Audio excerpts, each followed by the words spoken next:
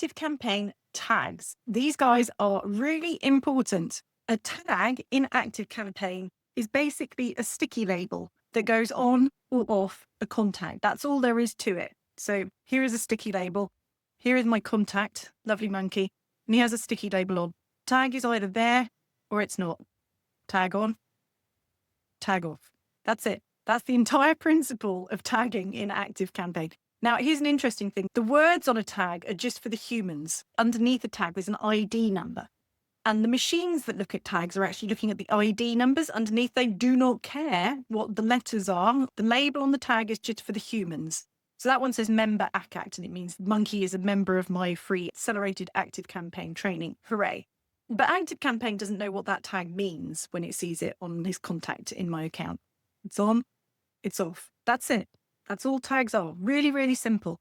One of the things that's important with tags is that you don't want to have tons of them. So Monkey has a contact in my ActiveCampaign account, and it looks like this. So it's got his name and email address and some custom fields that tell us a bit about him.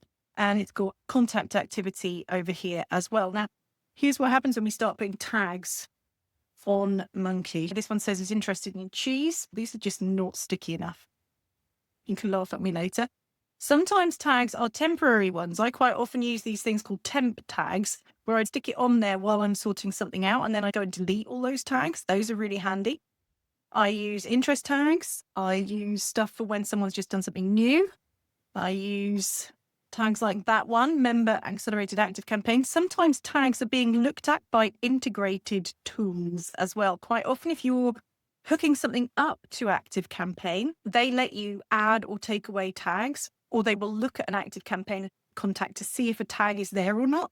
So sometimes stuff has to be tags to make it work with other things. Really common tags that you'll see in ActiveCampaign accounts are the engaged, disengaged, and inactive tags. ActiveCampaign really encourages everyone to use those for engagement tracking. Now, here are some of the risk points with tags. If you go tag-tastic and start getting crazy with your tags, it starts to look like this, where you've just got so many tags that you can't process and read and make sense of all those tags. So try and reduce the number of tags in your account, because tags are really easy to surface and count. But if you start getting loads and loads of them, it starts to get really muddled. And here's the thing that happens as well. I do not use great big long tags like this. I would not use a tag that said watch masterclass 23rd of May replay, because that's just going to take up too much space.